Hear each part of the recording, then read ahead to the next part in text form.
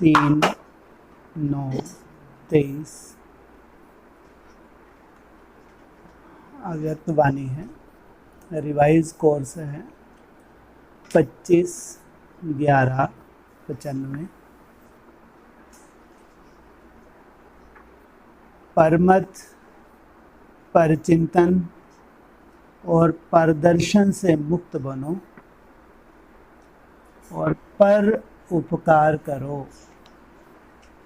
पहला परमत, एक है श्रीमत, दूसरी है दूसरों की दी हुई मत, परमत। परचिंतन, दूसरों का चिंतन। परदर्शन, दूसरों को देखना, दूसरों की कमी कमजोरियों को देखना से मुक्त बनो और पर उपकार करो। स्वयं के ऊपर भी उपकार करो और दूसरों के ऊपर भी उपकार करो। आज बाप दादा अपने चारों ओर जो बाप के बच्चे हैं, विशेष हैं, उन सर्व विशेष आत्माओं को देख रहे हैं, चाहे भारत के व विदेश के किसी भी कोने में हैं, लेकिन बाप दादा सर्व विशेष आत्माओं को समीप देख रहे हैं। किनको? ब्राह्मणों में जो सर्व विशेष आत्माएं हैं उनको समीप देख रहे हैं। बाप दादा को अपने विशेष बच्चों को देख हर्ष होता है, जैसे आप बच्चों को बाप को देखकर खुशी होती है ना, खुशी होती है। तब तो भाग करके आए हो ना, तो बाप को भी खुशी होती है कि मेरा एक एक बच्चा विशेष आत्मा है, चाहे बुजुर्ग है, अनपढ़ है, छोटे बच्चे हैं, युवा हैं, प्रवृत्ति वाले हैं, लेकिन सारे विश्व के आगे विशेष हैं।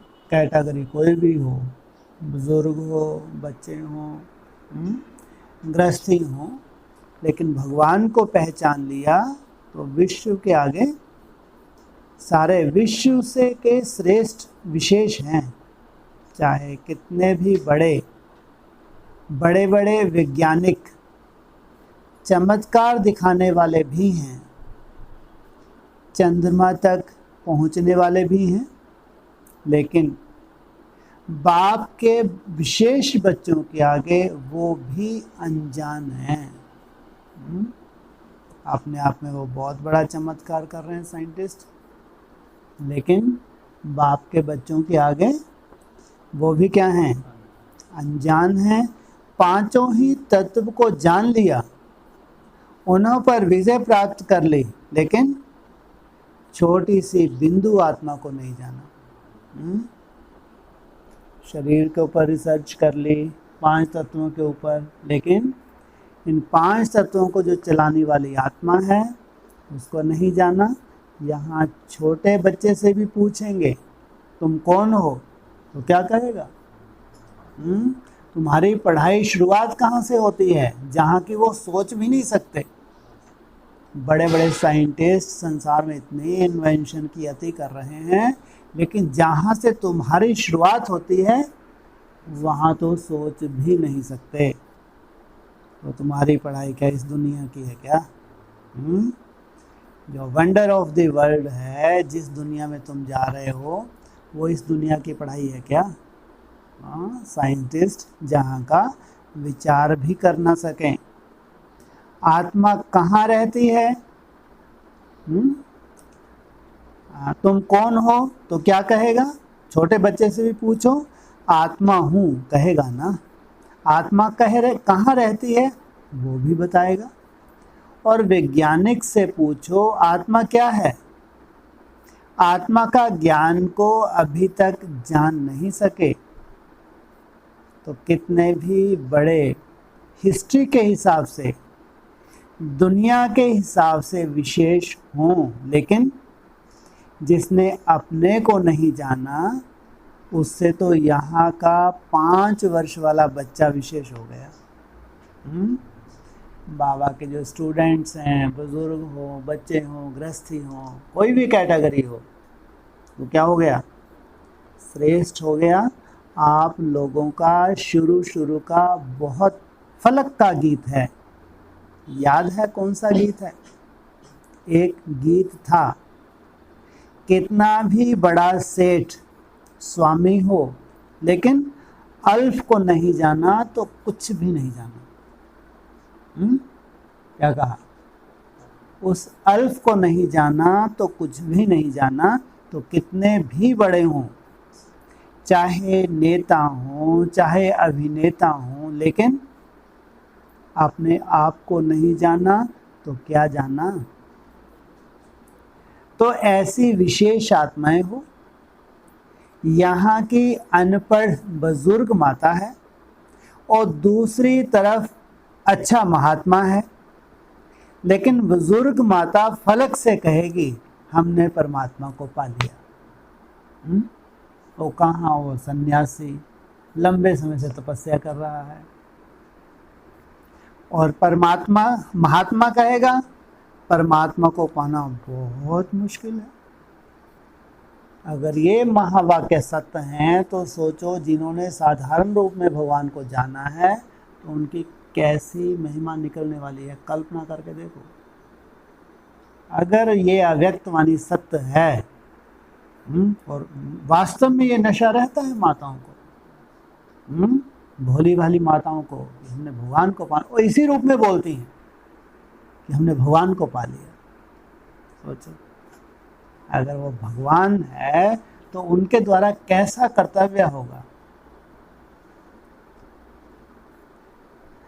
तो और महात्मा कहेगा परमात्मा को पाना बहुत मुश्किल है, लेकिन यहाँ 100 वर्ष की आयु वाला भी निश्चय बुद्धि होगी, 100 वर्ष की आयु वाली भी निश्चय बुद्धि होगी।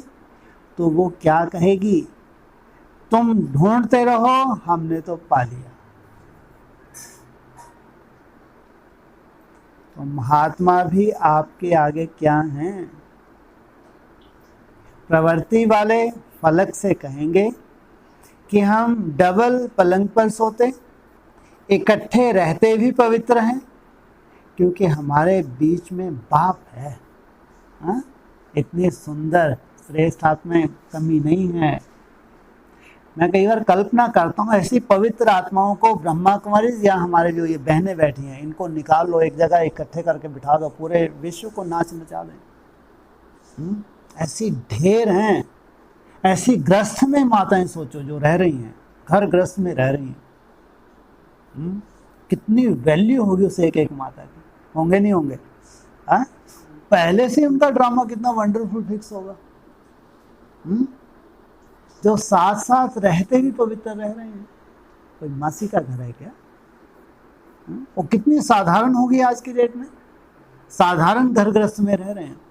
इनको खुद ही नहीं मालूम कि कितने जबरदस्त ये जन्म जन्मांतर के तपस्वी आत्माएं हैं। क्यों पवित्र हैं? क्योंकि हमारे बीच में बाप है। और महात्मा क्या कहेंगे?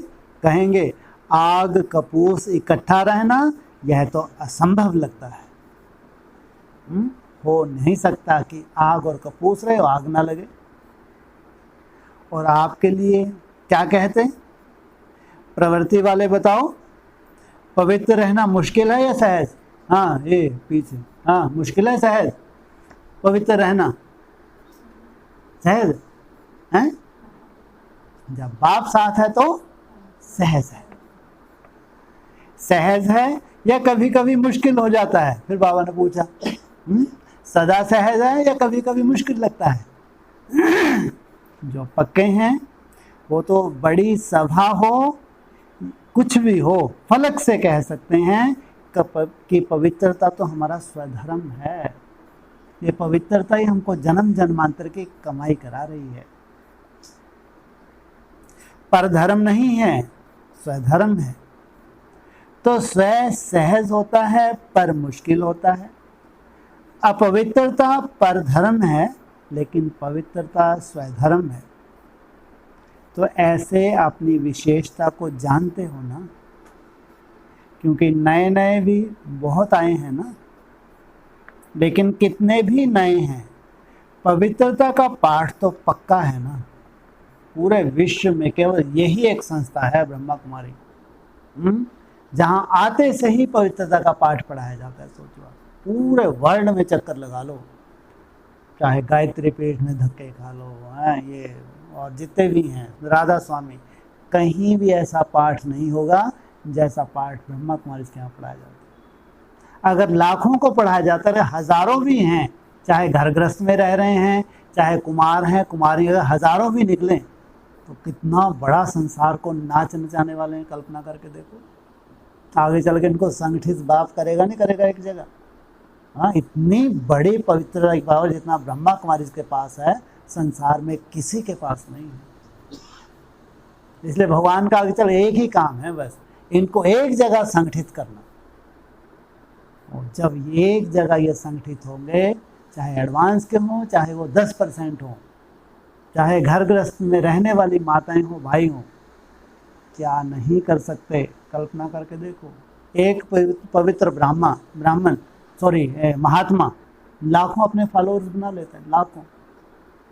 एक पवित्र आत्मा, एक महात्मा लाखों फॉलोअर्स बना लेता है। यहाँ इन हजारों को भी आगे चल के एक जगह संगठित कर दिया जाएगा, तो पूरा विश्व इनके आके नाक रगड़ेगा नहीं रगड़ेगा। ये बहुत बड़ी प्रॉपर्टी है प्योरिटी, जो आज है, ऐसा नहीं कि होनी है, आज है। लंबे समय से वो मर्यादा का पालन कर रहे हैं। कई बच्चे ऐसा भी करते हैं, जब तक बाप से मिलने का 1 साल पूरा नहीं होता, सबको पता है कि यह नियम पक्का है, तो मधुवन में आने तक तो ठीक रहते हैं, लेकिन देख लिया, पहुंच गए, तो कई वापस जाकर अलवेले भी हो जाते हैं। लेकिन सोचो कि पवित्रता की प्रतिज्ञा किससे की है?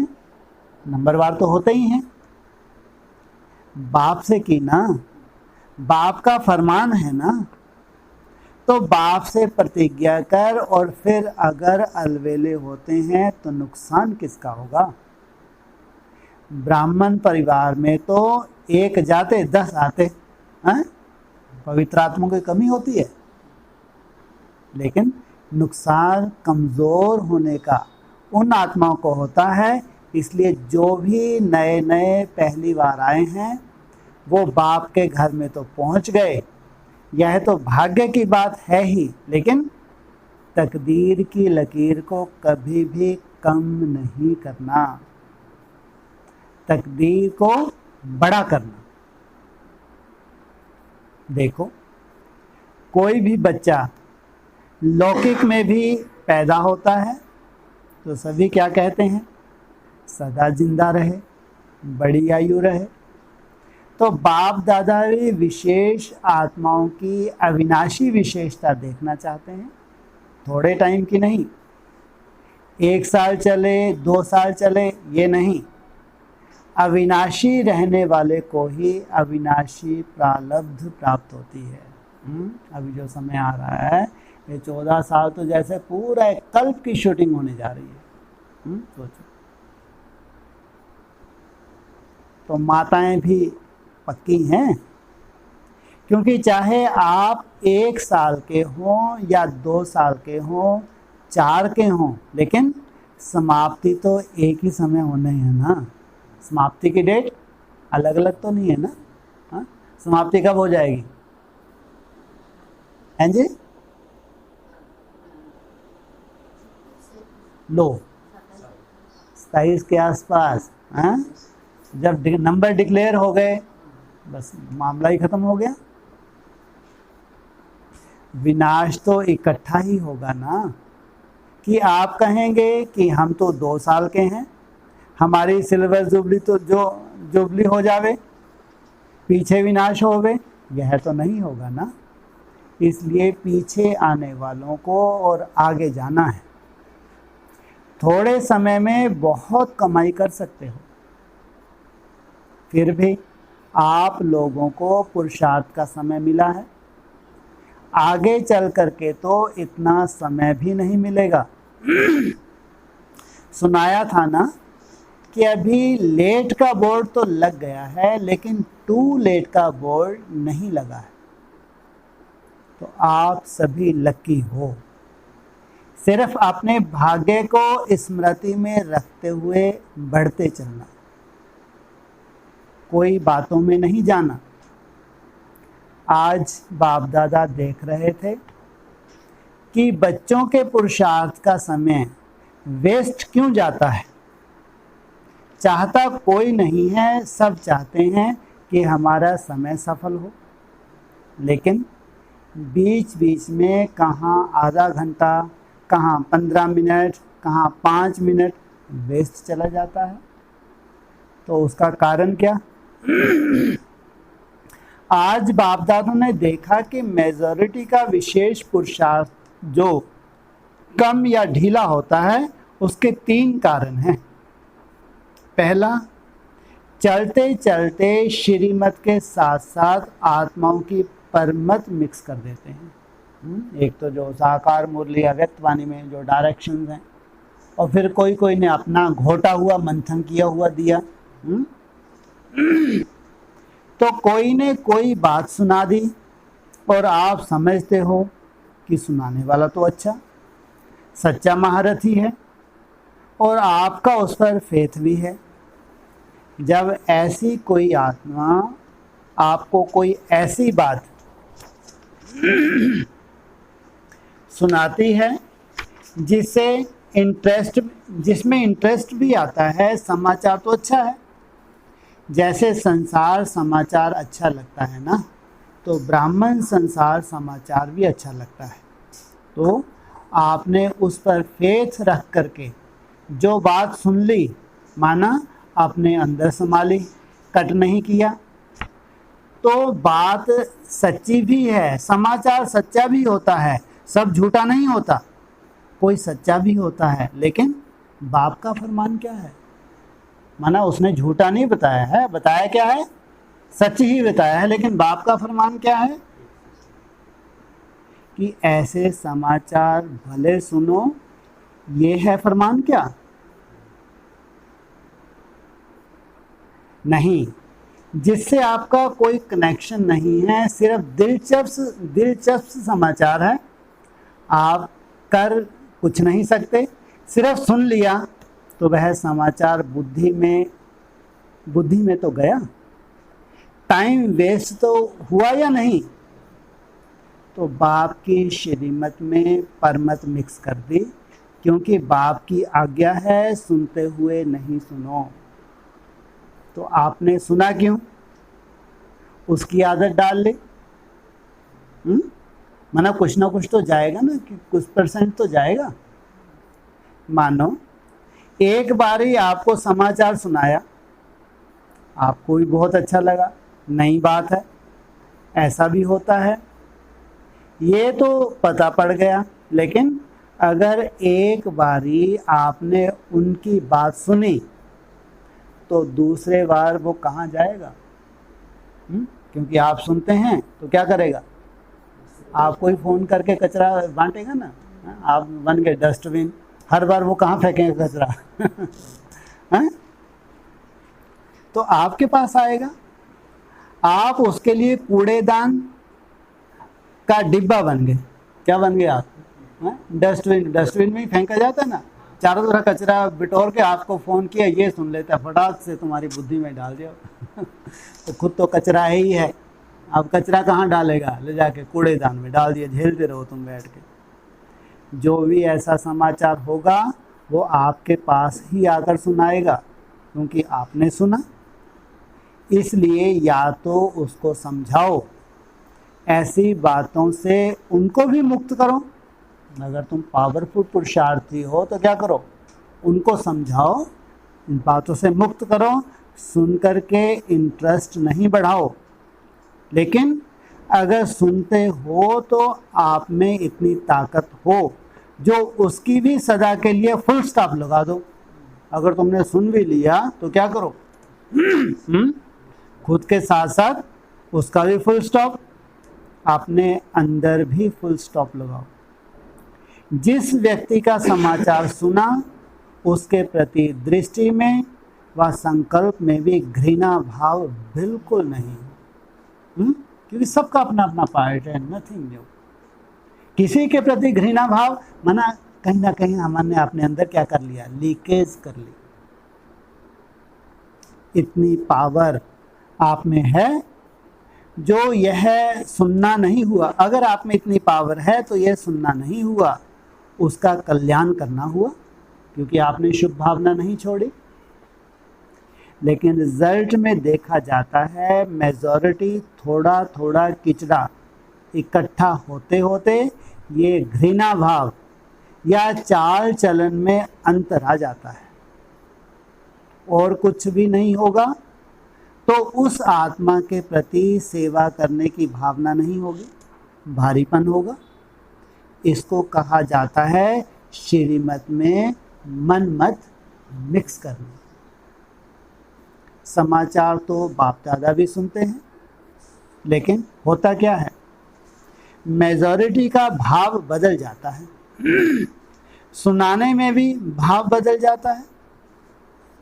एक आकर कहता है मैंने देखा कि ये दो बात कर रहे थे, और एक का सुना हुआ, दूसरा फिर कहते हैं नहीं नहीं खड़े भी थे और बहुत अच्छी तरह से नहीं खड़े थे, दूसरा एडिशन हुआ। फिर तीसरा कहेगा इन्हों का तो होता ही है, कितना भाव बदल गया।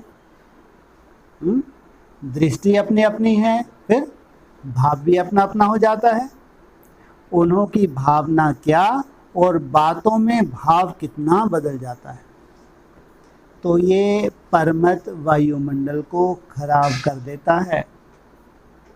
तो जो टाइम वेस्ट जाता है उसका एक कारण परमत और दूसरा कारण पर चिंतन। एक से बात सुनी तो 8-10 को नहीं सुनावे, ये हो नहीं सकता है? कोई कमी थोड़ी है इनके पास डस्टबिन होगी।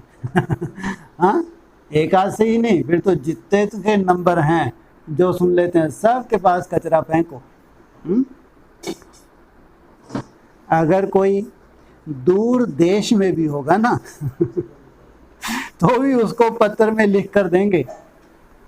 आजकल तो पत्र नहीं, आजकल तो फ़ोन, विदेश में जाओ तो कचरा फेंक दो और व्हाट्सएप पे तो बिल्कुल कोई पैसा भी खर्च नहीं होता है। जहाँ तक विश्व में चाहो कचरा फैला दो, अच्छे अच्छे पुरुषार्थियों को खंडित कर दो। अगर कोई दूर देश में भी होगा ना तो उसको भी पत्र में भी लिख देंगे, यहाँ बहुत नई बात हुई है, आप आएंगे ना तो ज़रूर सुनाएंगे। हाँ, तो ये क्या हो गया, पर चिंतन। समझो, आपने 4 को सुनाया, उन 4 की भावना उस आत्मा के प्रति आपने खराब तो की ना, और परचिंतन शुरू हुआ तो इसकी गति बड़ी फास्ट और लंबी होती है। वो भी आगे आगे आगे ट्रांसफ़र करते करते तो उसकी क्या हालत कर देंगे ये, जो पहले से ही बेचारा कमज़ोर है? उसमें कमज़ोरी है तब तो उससे कोई भूल हुई, तो जब इतने चारों तरफ हवाएं चलेंगी तो वो सोचो वो कितना कमज़ोर पड़ जाएगा, कहीं से उसको शुभ भावना मिल ही नहीं रही। तो परचिंतन 1-2 सेकंड में पूरा नहीं होता। जैसे बाप दादा सुनाते हैं कि जब किसको भी ज्ञान सुनाओ तो इंटरेस्ट दिलाने के लिए उसको कहानी की रीति से सुनाओ। पहले ये हुआ, फिर क्या हुआ, फिर क्या हुआ, फिर क्या हुआ, तो इंटरेस्ट बढ़ता जाता है ना। ऐसे जो परचिंतन होता है वो भी एक इंटरेस्टेड होता है, उसमें दूसरा ज़रूर सोचेगा फिर क्या हुआ, और जल्दी से अंदर से बता देगा। थोड़ा टाइम भी लग रहा है ना, हाँ फिर क्या, फिर हाँ फिर क्या ना उसका इंटरेस्ट भी देखना। कभी आप परचिंतन, कभी अनुभवी हैं सब, ऐसा थोड़ी कि हम देवता बन के उतरे हैं सीधा, हैं? हाँ, जल्दी ना उसकी जिज्ञासा है ना, आप थोड़ा रुक भी जाओ उसको, हाँ फिर क्या हुआ। इतने बढ़िया समाचार होते हैं, उसमें फिर दूसरा ज़रूर सोचेगा फिर क्या हुआ, फिर ऐसे हुआ, हाँ ऐसे हुआ होगा। तो ये भी कहानी बड़ी लंबी है। बाप दादा तो सबकी दिल की बातें सुनते भी हैं, देखते भी हैं। दिलाराम है, उसको तो सबके दिल को आराम भी देना है, सुनते भी हैं देखते भी हैं। कोई कितना भी छिपाने की कोशिश करे, सिर्फ बाप दादा कहाँ कहाँ लोक संग्रह के अर्थ खुला इशारा नहीं देते, बाकी जानते सब हैं, देखते सब हैं।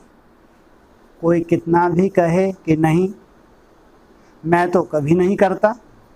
बाप दादा के पास रजिस्टर है, कितने बार किया, क्या क्या किया, किस समय किया, कितनों से किया, सब रजिस्टर हैं। सिर्फ कहाँ कहाँ चुप रहना पड़ता है। किसको? बाप दादा को कहाँ कहाँ चुप रहना पड़ता है। तो दूसरी बात सुनाई, पर चिंतन। उसका स्वचिंतन कभी नहीं चलेगा। कोई भी बात होगी, पर चिंतन वाला अपनी गलती भी दूसरों पर लगाएगा, और परचिंतन वाले बात बनाने में नंबर 1 होते हैं। पूरी अपनी गलती दूसरों के प्रति ऐसे सिद्ध करेंगे जो सुनने वाले बड़ों को भी चुप रहना पड़ता है। सामने वाले बड़े हैं, अच्छे से समझ रहे हैं, उनको भी चुप रहना पड़ा। माना कला है, ऐसी कला से पेश करते हैं। तो परचिंतन इसको नहीं कहा जाता कि सिर्फ ज्ञान के पॉइंट रिपीट कर दी या ज्ञान के पॉइंट सुन ली सुना दी, तो स्वचिंतन इसको नहीं कहा जाता कि सिर्फ ज्ञान के पॉइंट्स रिपीट कर दी, ज्ञान के पॉइंट सुन ली सुना दी। सिर्फ यही स्वचिंतन नहीं है, लेकिन स्वचिंतन अर्थात अपनी सूक्ष्म कमजोरियों को, अपनी छोटी छोटी गलतियों को चिंतन करके मिटाना, परिवर्तन करना, ये स्वचिंतन है।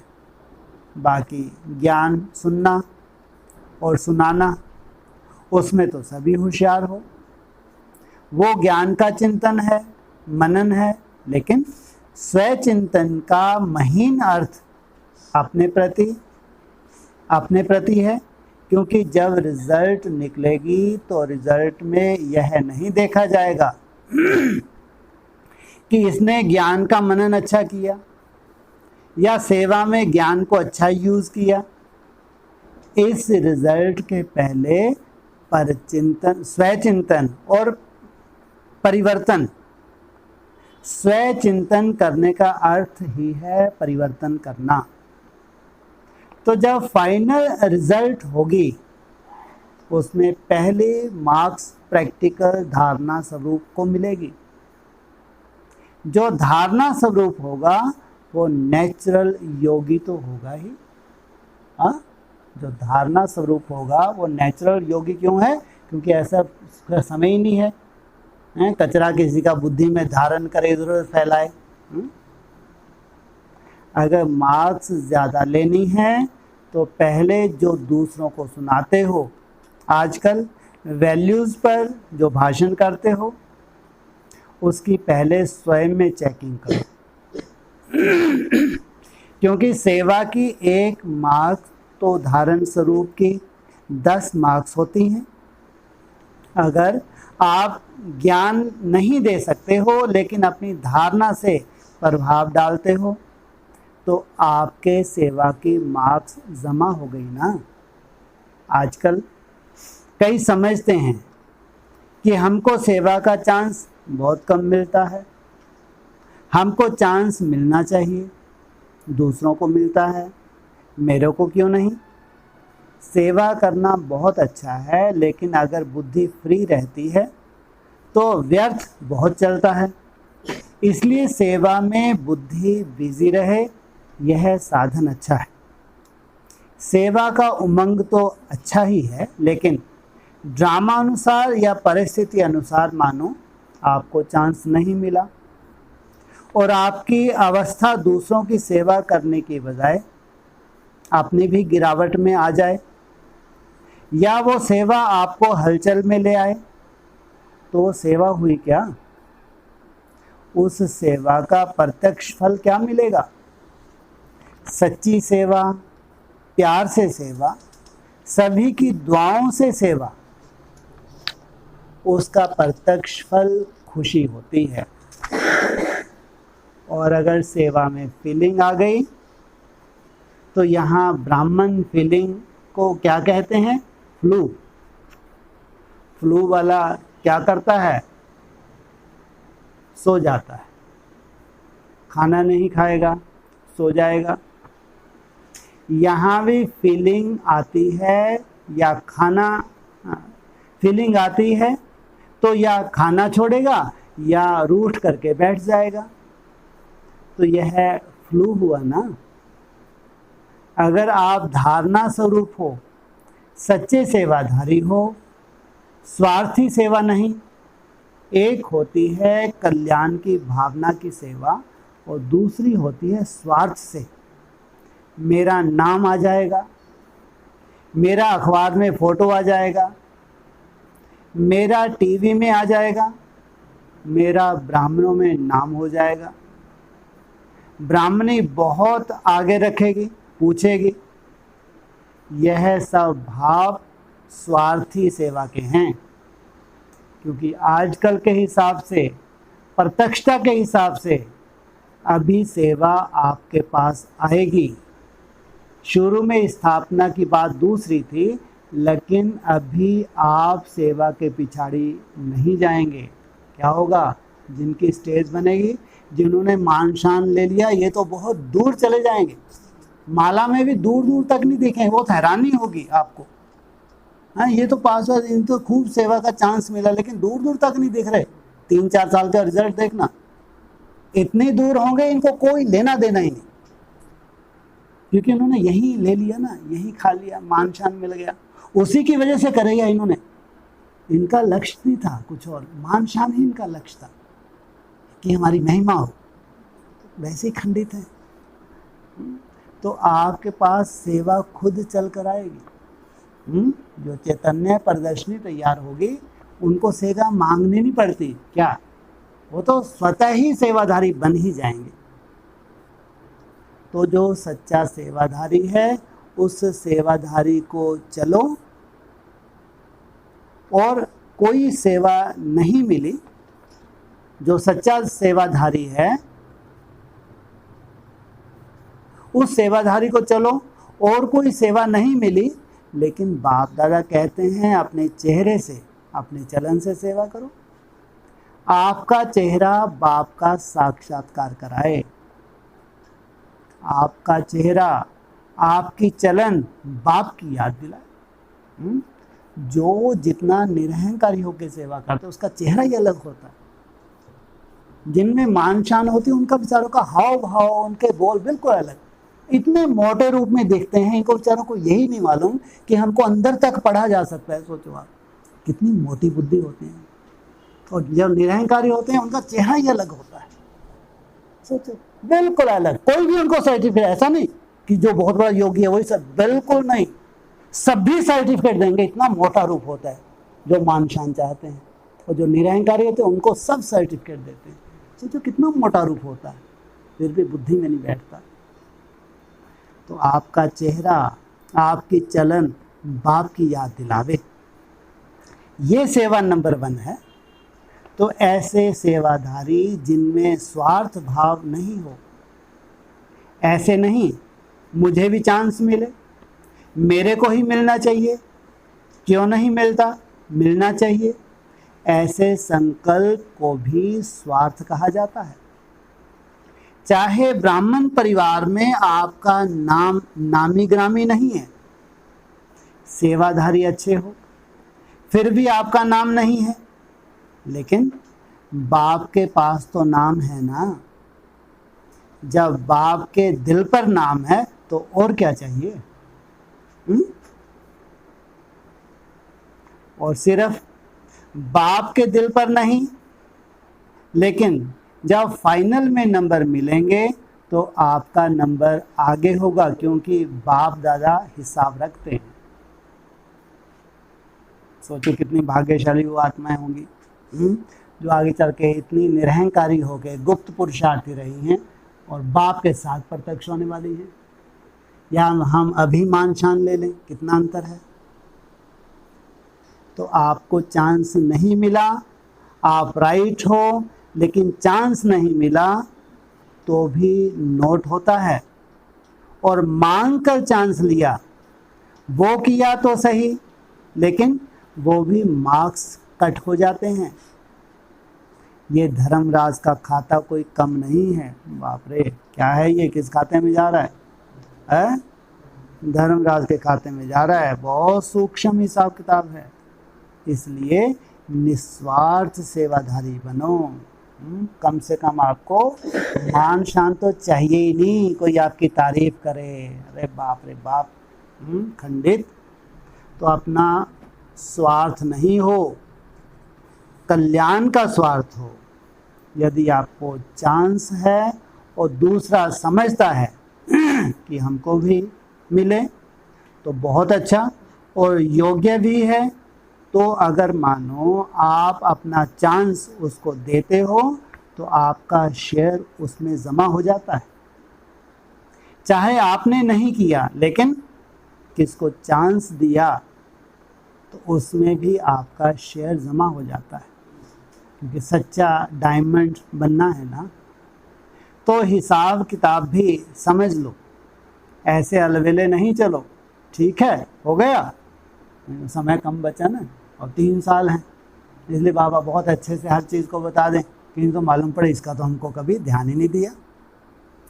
हो गया, बहुत सूक्ष्म में हिसाब किताब का चोपड़ा है। बाप को कुछ करना नहीं पड़ता है, ऑटोमेटिक है। कभी कभी बाप दादा बच्चों का चोपड़ा देखते भी हैं। तो पहली बात परमत, और दूसरी बात पर चिंतन, तीसरी बात पर दर्शन। दूसरे को देखने में मेजॉरिटी बहुत होशियार है। क्या कहा? ज़्यादातर दूसरों को देखने में एक इतना सूक्ष्म बुद्धि है, तो बात ही मत छोड़ो। प्रदर्शन, जो देखेंगे तो देखने के बाद वह बात कहाँ जाएगी? बुद्धि में ही जाएगी। और जो दूसरों को देखने में समय लगाएगा, उसको अपने को देखने का समय कहाँ मिलेगा? बातें तो बहुत होती हैं ना, और जो बातें होती हैं वो देखने में भी आती हैं, सुनने में भी आती हैं। जितना बड़ा संगठन उतनी बड़ी बातें होती हैं। तो ये बातें क्यों होती हैं? कई सोचते हैं यह बातें होनी नहीं चाहिए, नहीं होनी चाहिए, वो तो ठीक, लेकिन जिसके लिए आप समझ रहे हो कि नहीं होनी चाहिए, उसमें समय क्यों दिया? और ये बातें ही तो पेपर हैं। जितनी बड़ी पढ़ाई उतने बड़े पेपर भी होते हैं। यह है वायुमंडल बनना, यह सबके लिए पेपर भी है कि परमत या प्रदर्शन का परचिंतन में कहाँ तक अपने को सेफ रखते हैं। दो बातें अलग हैं। एक है जिम्मेवारी, जिसके कारण सुनना भी पड़ता है, देखना भी पड़ता है। तो उसमें कल्याण की भावना से सुनना और देखना जिम्मेवारी है, कल्याण की भावना है, वो ठीक है। माना आप निमित्त हैं, जिम्मेवार हैं, तो साक्षी होकर जिम्मेवारी से, कल्याण की भावना से, वो ठीक है। लेकिन अपनी अवस्था को हलचल में लाकर देखना, सुनना और सोचना, यह रॉन्ग है। अगर आप अपने को जिम्मेवार समझते हो तो जिम्मेवारी के पहले अपनी ब्रेक को पावरफुल बनाओ। जैसे पहाड़ी पर चढ़ते हैं तो पहले से ही सूचना देते हैं कि अपनी ब्रेक को ठीक चेक करो। तो जिम्मेवारी भी एक ऊंची स्थिति है। जिम्मेवारी भले उठाओ, लेकिन पहले यह चेक करो कि सेकंड में बिंदी लगती है कि लगाते तो हो बिंदी और लग जाता है क्वेश्चन मार्क, वो रॉन्ग है। उसमें समय और एनर्जी वेस्ट जाएगी। इसलिए पहले अपना ब्रेक पावरफुल करो।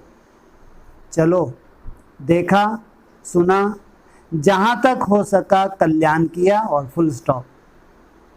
अगर ऐसी स्थिति है तो जिम्मेवारी लो, नहीं तो देखते हुए नहीं देखो, सुनते हुए नहीं सुनो, पर चिंतन में, स्वचिंतन में रहो। इसमें फ़ायदा है। तो आज का पाठ क्या हुआ? आज ये पाठ क्यों पढ़ाया? क्योंकि अभी नई जर्नी शुरू हो रही है, नए सिरे से शुरू हो रही है। तो ज़रूर बाप दादा को कहीं दिखता होगा ना, इसमें नुकसान हो रहा है। तो परमत, परचिंतन और परदर्शन, इन 3 बातों से मुक्त बनो और एक बात धारण करो। वो एक बात है पर उपकारी बनो। कौन सी भावना हो सबके प्रति? सबका कल्याण हो। 3 प्रकार की पर को खत्म करो और एक पर उपकारी बनो। बनना आएगा तो किन बातों से मुक्त बनेंगे? माताएं क्या करेंगी? बच्चों के उपकारी या पर उपकारी? सर्व उपकारी, सहज या कठिन? अच्छा, चारों तरफ के सर्व विश्व के विशेष आत्माओं को, सदा स्वचिंतन ज्ञान चिंतन करने वाले श्रेष्ठ आत्माओं को, सदा बाप के श्रेष्ठ मत पर हर संकल्प, बोल और कर्म करने वाले समीप आत्माओं को, चारों ओर के डायमंड जुबली के लिए स्वयं को और सेवा को आगे बढ़ाने वाले ऐसे विशेष आत्माओं को बाप दादा का याद प्यार और नमस्ते।